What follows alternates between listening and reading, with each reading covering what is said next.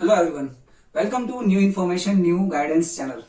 जब हम अपने स्टूडेंट लाइफ में होते हैं, हम काफी अलग अलग चीजें सीखते हैं और इसी सीखने के प्रोसेस में हम अलग अलग स्किल्स को भी अपने अंदर डेवलप करते हैं। ये स्किल्स हमें एकेडमिकली तो ग्रो करने में हेल्प करती हैं, बट साथ ही साथ एज अ पर्सन हमें डेवलप करने में भी हेल्प करती हैं। WHO ने अपनी तरफ से कुछ ऐसे ही स्किल्स दिए हैं और ऐसे ही स्किल्स CBSE ने भी नोटिफाई किए हैं। इन्हें कहा गया है लाइफ स्किल्स। ऐसे स्किल्स जो हम अपनी लाइफ को बेटर करने में या इंप्रूव करने में इस्तेमाल कर सकते हैं या फिर हमें एज अ बेटर पर्सन बनने में वो हमें हेल्प करती है।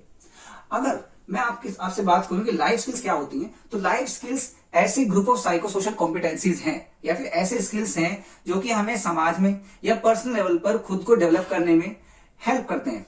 और कहीं ना कहीं ये जो सोशल स्किल्स हैं ये हमारी हेल्प करती हैं कि हम अच्छे से अपने इन्फॉर्म डिसीजन ले पाए, अपने जीवन में आने वाली समस्याओं को सॉल्व कर पाए, अपने आसपास में यदि कोई समस्या आ रही है तो वहां पर क्रिटिकली और क्रिएटिवली सोच पाए। इसके साथ साथ में दूसरों के साथ में हम अपनी जो एक रिलेशनशिप है वो हेल्दी रिलेशनशिप बना पाए, हम अपनी एक अच्छी कम्युनिकेशन लोगों के साथ रख पाए और अगर हमारे जीवन में कोई समस्या आ रही है तो हम उससे एक तरीके से कोप अप कर पाए और अपनी लाइफ को मैनेज कर पाए हेल्दी वे में।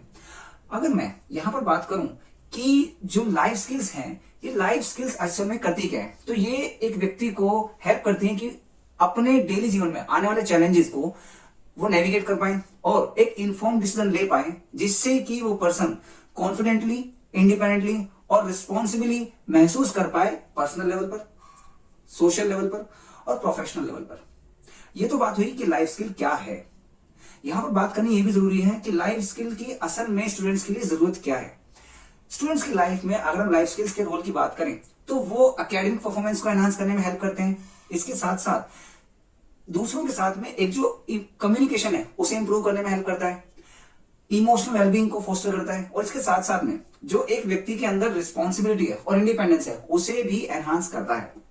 यूं तो हमारे सामने काफी सारे लाइफ स्किल्स हमें देखने के लिए मिल जाएंगे WHO और CBSE द्वारा, लेकिन इस वीडियो में हम केवल 5 लाइफ स्किल्स के बारे में बात करेंगे। उन 5 लाइफ स्किल्स का नाम है communication skills, decision making, emotional regulation, stress management and problem solving. अगर मैं एक एक करके इन स्किल्स के बारे में बात करूं तो सबसे पहले हम बात करेंगे कम्युनिकेशन स्किल। कम्युनिकेशन स्किल होती क्या है? देखिए, अगर मैं कम्युनिकेशन स्किल की बात करूं तो ये एक ऐसी लाइफ स्किल है जिसका काम है कि एक व्यक्ति अपने आप को दूसरों के सामने इजीली और क्लियरली एक्सप्रेस कर पाए और दूसरों की बात को इफेक्टिवली सुन भी पाए।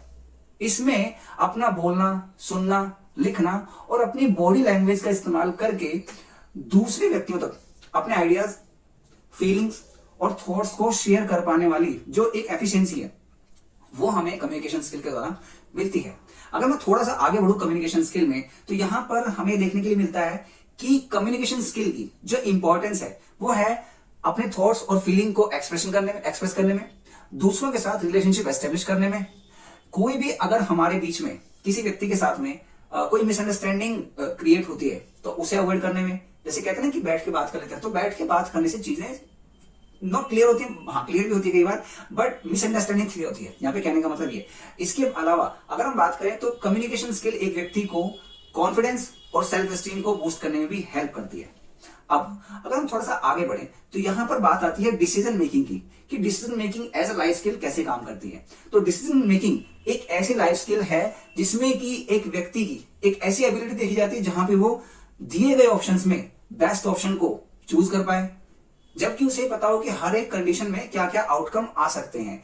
और अगर मैं बच्चों की बात करूं तो बच्चे इस स्किल को डेवलप करके अपनी पढ़ाई, टाइम मैनेजमेंट और जो उनके बेसिक चीजें होती है डेली लाइफ की उसे इंप्रूव कर पाते हैं। जैसे कि अगर मैं बात करूं कि अगर हम डिसीजन मेकिंग की इंपॉर्टेंस की बात करें तो यहां पे 3-4 चीजें, जैसे कि पहला है it helps in solving problems logically, हम लॉजिक का इस्तेमाल करके चीजों को सॉल्व करते हैं। दूसरा, it encourages independence and responsibility, okay. It builds confidence when facing everyday challenges. देखिए, अगर कोई एक स्टूडेंट है या फिर हम स्टूडेंट नहीं है बट स्टिल हमारी लाइफ में कुछ ना कुछ प्रॉब्लम्स आती हैं, तो डिसीजन मेकिंग की हमें जरूरत तब पड़ती है जब हमें कहीं ना कोई चॉइस करनी हो, कहीं 2 चीजों के बीच में कोई चीज को चूज करना हो, कोई डिसीजन लेना हो, ठीक है, वहां पर हमें डिसीजन मेकिंग हेल्प करती है। अगर मैं एग्जांपल दूं तो मान लीजिए कि एक बच्चे का टेस्ट है कल, ठीक है, और अभी शाम को उसका दोस्त आया कि भाई चल मेरे साथ क्रिकेट खेलने चल, तो अभी क्या करेगा, दोस्त को मना करेगा तो लड़ाई हो जाएगा, और दोस्त को मना नहीं करेगा खेलने चला जाएगा तो टेस्ट में प्रॉब्लम हो जाएगी। यहाँ पर बात यह है कि उस बच्चे को दोनों ही आउटकम्स का पहले पता हो कि अगर मैं आज नहीं पढ़ा तो कल जो मेरा टेस्ट है मैं उसमें अच्छे परफॉर्म नहीं कर पाऊंगा, तो कैसे इफेक्टिवली कम्युनिकेशन इस्तेमाल करके वो अपने दोस्त को ये बताए कि भाई तक आज नहीं खेल पाऊंगा, कल चल लेंगे। या फिर यहाँ पर एक चीज और हो सकती है कि अगर उसने पढ़ाई की हुई है ऑलरेडी और सिर्फ रिवाइज ही करना है, तो पहले बैठ के रिवाइज कर ले, उसके बाद गेम्स खेल ले, ताकि जो एक सेंस ऑफ हैप्पीनेस है वो भी उसे मिल पाए और वो जो स्ट्रेस है एग्जाम की वो भी कम हो जाए। तो आपने देखा कि उस बच्चे ने दोनों ही आउटकम्स का ध्यान रख के तब एक डिसीजन लिया है। हालांकि इसमें अलग अलग बच्चे अलग तरीके से अपना डिसीजन ले भी सकते हैं। अब इसके बाद में हम बात करेंगे इमोशनल रेगुलेशन की। तो दोस्तों, अगर हम इमोशनल रेगुलेशन को एक स्किल के रूप में देखें तो ये एक व्यक्ति की ऐसी एबिलिटी है जहां पर कोई भी व्यक्ति अपने इमोशंस को अंडरस्टैंड कर पाता है, उन्हें मैनेज कर पाता है और उन्हें हेल्दी वे में कंट्रोल कर पाता है। अगर बच्चों में ये स्किल डेवलप की जाए तो वो काम वाली जो एबिलिटी है उसे डेवलप कर पाते हैं, क्लियरली सोच पाते हैं और अलग अलग सिचुएशन में कैसे अप्रोप्रिएटली रिस्पॉन्ड करना है उसे डेवलप कर पाते हैं। जैसे कि मान लीजिए आपने देखा होगा कुछ बच्चे बड़ा एग्रेसिवली रिस्पॉन्ड करते हैं, या फिर अगर उनकी आपस में किसी से बहस होती है तो वो बहुत जल्दी गुस्से में आ जाते हैं या फिर इंपल्सिवली रिएक्ट करते हैं। लेकिन अगर वो बच्चा अपने अंदर इमोशनल रेगुलेशन की स्किल को डेवलप कर पाए तो शांत रहकर या कामनेस के साथ वो पहले सिचुएशन को एनालाइज करेगा, उसके अकॉर्डिंग वो अपने इमोशंस को एक्सप्रेस करेगा। ऐसा नहीं कि मतलब बिना सोचे समझे वो कुछ भी बोल दे या फिर अपना गुस्सा एक्सप्रेस कर दे। अब अगर बच्चे में या किसी भी इंडिविजुअल में इमोशनल रेगुलेशन की स्किल डेवलप हम कर पाते हैं तो वहां पर उसका फायदा ये होता है कि ये उस इंडिविजुअल के अंदर जो स्ट्रेस, एंजाइटी और एंगर है उसे कम करने में हेल्प करता है। इसके साथ साथ पढ़ाई में फोकस और लर्निंग को इंप्रूव करने में हेल्प करता है। इसके अलावा जो उसकी रिलेशनशिप है फ्रेंड्स के साथ, टीचर्स के साथ, उसे भी इंप्रूव करने में हेल्प कर पाता है। आप सोच रहे हैं कि ऐसा कैसे? भाई देखिए, अगर टीचर ने आपको कुछ बात बोली है जो कि आपको अच्छी नहीं लग रही है तो ऑब्वियसली आप ऐसे गुस्से में तो नहीं कहेंगे ना, आप अपना पॉइंट असर्टिवली रखेंगे या अपने फ्रेंड्स से असर्टिवली रखेंगे। गुस्से में चीजों को करना, ये उसमें इंपल्सिवली एक्सप्रेस करना कई बार हो सकता है कि अगर सही भी है तो आपका तरीका गलत हो जाएगा और वो व्यक्ति सामने वाला आपकी बात को नहीं सुनेगा, राइट। और यहां पर एक चीज और है कि जब हम इमोशनल रेगुलेशन प्रैक्टिस करते हैं तो इससे हमारे अंदर सेल्फ कंट्रोल और पेशेंस, ये दोनों ही चीजें डेवलप होती हैं। तो ये तो बात है इमोशनल रेगुलेशन की। इमोशनल रेगुलेशन का अगर मैं आपको एक एग्जांपल दूं तो हम ये देख सकते हैं कि मान लीजिए कि भाई एक बच्चा है जिसका एक टेस्ट हुआ या एग्जाम हुआ, उसमें उस बच्चे ने बड़ा ही कम स्कोर किया या फिर उतना स्कोर नहीं किया जितना वो चाह रहा था। अब गुस्सा होने, रोने या गिव अप करने के बजाय उस बच्चे ने क्या किया, अपने टीचर से बात की और ये समझा कि वो उसकी मिस्टेक कहां थी, उसने कहां चीजों को गड़बड़ किया है। ना कि टीचर से बहस करके कि भाई आपने तो मेरे को नंबर नहीं दिए, आप तो चाहते नहीं कि मैं पढ़ाई करूं, और उसने टीचर से पूछा कि भाई ये बताइए, सर ये बताइए या मैम ये बताइए कि ये वाली चीज है, इसको मैं और कैसे बेटर कर सकता हूं। मैं ऐसा इसलिए बता रहा हूं क्योंकि मेरे साथ बच्चे ऐसा करते हैं, वो आके पूछते हैं कि सर आप ये बता दीजिए कि इस वाली चीज को हम और कैसे बेटर वे में एक्सप्लेन कर सकते हैं या फिर हम कैसे फ्लो चार्ट में बना सकते हैं। तो देखा आपने, यहाँ पे वो बच्चे अपनी मिस्टेक को फाइंड आउट करके ये कोशिश कर रहे हैं कि भाई हम इसको कैसे बेटर कर सकते हैं, और वो ये नहीं करेंगे भाई आपने तो हमारे नंबर काट दिए, ठीक है। खैर, अब हम आगे चलते हैं। अगर हम बात करें एक अगली लाइफ स्किल की, वो है स्ट्रेस मैनेजमेंट। देखिए, स्ट्रेस मैनेजमेंट को लेकर के हमने पहले भी कई बार बात की है, हमने कुछ वीडियोस भी डाली हैं, यहाँ पे हम लिंक मेंशन कर देंगे कि स्ट्रेस मैनेजमेंट एक्चुअल में क्या होता है और आप उसको समझ पाए। खैर, अगर हम स्ट्रेस मैनेजमेंट को एक स्किल के रूप में देखें तो ये एक ऐसी स्किल है या एक ऐसी कॉम्पिटेंसी है जहां पर कोई व्यक्ति अपने सामने आने वाली समस्याओं को या प्रेशर्स को या टेंशंस को हेल्दी और पॉजिटिव वे में हैंडल कर पाए। यहां पर एक व्यक्ति शांति से, फोकस तरीके से और बैलेंस्ड वे में अपने सामने आने वाले चैलेंजेस को देख पाता है या फिर डील कर पाता है। अगर मैं यहां पर बात करूं कि ये स्किल, ये स्ट्रेस मैनेजमेंट वाली स्किल जरूरी क्यों है, तो यहां पर हम देख सकते हैं कि ये जरूरी हमारे लिए इसलिए है क्योंकि ये हमारे अंदर एंजाइटी को रिड्यूस करके और हमारी जो मेंटल हेल्थ है उसे मेंटेन करने में हेल्प करता है।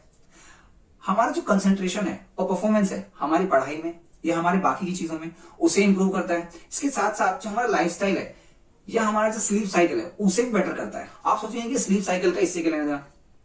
आपने देखा होगा कि जब लाइफ में आप कभी कोई स्ट्रेस या कोई प्रॉब्लम फेस करते हैं जो कि आपकी कैपेसिटी से ज्यादा है, तो भूख ना लगना या नींद कम ज्यादा आना, ऐसी चीजें होना शुरू होती है। और जब हम स्ट्रेस को कंट्रोल करते हैं यहाँ पे पढ़ाई की बात मैं कर रहा हूँ। मान लीजिए कि आपका 4 दिन बाद एग्जाम है, 2 दिन बाद एग्जाम है, तो बच्चों को की नींद उड़ जाती है कि भाई मैं कैसे करूंगा, नींद नहीं आ रही, ये वो। मैं उस कंटेक्स्ट में करूँ, राइट।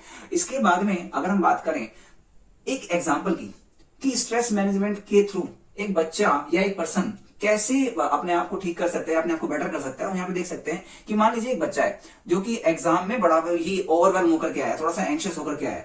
अब पैनिक ना करके वो बच्चा अपने स्टडी शेड्यूल को बनाए, छोटे छोटे ब्रेक्स ले और डीप ब्रीदिंग या माइंडफुलनेस जैसी चीजों को प्रैक्टिस करे, जिससे कि वो अपने आप को मेंटली कंट्रोल कर पाए, बैलेंस कर पाए, और इसके साथ साथ अपने टीचर से भी सपोर्ट ले पाए, जिससे कि अगर उसकी कोई छोटी मोटी मिस्टेक्स हो रही हैं वो उन्हें भी टाइमली मैनेज कर पाए, और जिससे कि उसकी जो स्ट्रेस है वो मैनेज हो और वो एग्जाम में बेटर तरीके से परफॉर्म भी कर पाए। अब एक और हमारी लाइफ स्किल है, वो है प्रॉब्लम सॉल्विंग। प्रॉब्लम सॉल्विंग जैसे कि हमें नाम से पता लग रहा है कि अपने जीवन में अपने सामने आने वाली अलग अलग समस्याओं को सुलझाने की एबिलिटी या फिर स्किल। अगर हम इसमें ध्यान से देखें तो ये एक ऐसी स्किल है जहां पे कि कोई व्यक्ति अपने सामने आने वाली समस्या चैलेंजेस के लिए सॉल्यूशंस को ढूंढता है, या फिर अलग अलग समस्याओं में स्मार्ट और लॉजिकल वे का इस्तेमाल करके उन चीजों को सॉल्व कर पाए। अगर बच्चों में ये प्रॉब्लम सॉल्विंग एबिलिटी डेवलप की जाए तो वो क्लियरली सोच पाते हैं, डिसीजन ले पाते हैं, और जो भी ऑब्स्टिकल्स उनके सामने आते हैं वो उन्हें टाइमली और इफेक्टिवली डील कर पाते हैं। अगर हम इसकी इंपॉर्टेंस की बात करें तो इस एबिलिटी की इंपॉर्टेंस कुछ 2-3 है। जैसे कि सबसे पहला है it builds confidence in handling everyday issues. जो भी आपकी लाइफ में इश्यूज आ रहे हैं उसे डील करने के लिए ये आपके अंदर कॉन्फिडेंस डेवलप करता है, क्रिटिकल और क्रिएटिव थिंकिंग को एनकरेज करता है, और इसके साथ साथ जो आपकी एकेडमिक और सोशल सक्सेस है उसे भी एनहांस करने में ये हेल्प करता है। अगर मैं यहाँ पर एक एग्जांपल के तौर पर बताऊं तो मान लीजिए कि भाई एक बच्चा जो है वो स्कूल में अपना होमवर्क करके लाना भूल गया है। अब इंस्टेड ऑफ पैनिकिंग और ब्लेमिंग अदर्स, मतलब कि भाई मेरा डॉग जो है उसने मेरा होमवर्क खा लिया, या फिर मेरे छोटे भाई ने मेरी किताब फाड़ दी, ये सब ना करके वो क्या करेगा, उसे क्या करना चाहिए? The person will stay calm, वो शांत रहेगा, अपनी इन चीजों को टीचर को ऑनेस्टली समझाने की कोशिश करेगा। हो सकता है कि भाई लास्ट डेट निकल गई हो और टीचर आपकी बात ना माने, ऐसा हो सकता है, लेकिन अगर आप फर्मली टीचर के साथ एक्सप्लेन करेंगे, उन्हें बता देंगे कि मैम मैं आज नहीं कर पाया हूं या फिर ये समस्या हो गई है, लेकिन आप मुझे थोड़ा टाइम दे दीजिए, मैं अपनी चीजों को करके आपके साथ में सामने 1 या 2 दिन में जब भी आप टाइम लेंगे तब तक मैं आपके सामने प्रेजेंट कर दूंगा। अब ऐसे में ऐसा हो सकता है कि कोई टीचर आपको टाइम ना दे, but maximum number of times teachers time दे देते हैं। वो भी इंसान होते हैं, वो एलियन नहीं होते हैं, ठीक है। खैर, अब हम आगे चलते हैं। अब देखिए यहाँ पर बात ये आती है कि ये जो लाइफ स्किल्स हैं, आपने ये देखा कि एज अ पर्सन वो आपको ग्रो करने में या इंप्रूव करने में किस तरीके से हेल्प करता है। ये आपको हेल्प करता है कि भाई आप अपने सामने आने वाली समस्याओं को इफेक्टिवली डील कर पाए, प्रॉब्लम्स को सॉल्व कर पाए, अपनी चीजों को या अपने थॉट्स एंड इमोशंस को आप इफेक्टिवली दूसरों के सामने रख पाए, जिससे कि आपकी जो कम्युनिकेशन स्किल है वो ग्रो कर पा रही है। और आप जब इफेक्टिवली अपने प्रॉब्लम को सॉल्व कर रहे हैं तो ये आपकी स्ट्रेस मैनेजमेंट वाली जो एबिलिटी है उसे भी शो करता है। फिलहाल इस वीडियो में इतना ही था। हमारे पास बताने के लिए स्किल्स के बारे में और भी बहुत कुछ है, बट हम ये चाहेंगे कि इस वीडियो को सुनने और समझने के बाद यदि आपके मन में कोई भी प्रश्न आते हैं आप उन्हें पूछें, ताकि हमारी लर्निंग और ज्यादा बेटर हो सके और हम इस बारे में और भी ज्यादा सोच और समझ सकें। इस वीडियो में फिलहाल इतना ही। Thank you so much. अगर आपको वीडियो पसंद आई हो तो आप इसे लाइक करें, और अपने आसपास में जो भी बच्चे हैं, जो भी यंगस्टर्स हैं, या जो भी इंडिविजुअल हैं, आप उन्हें वीडियो जरूर शेयर करें, ताकि वो भी अपने अंदर इन स्किल्स को डेवलप कर पाए और एज अ पर्सन ग्रो कर पाए। Thank you so much.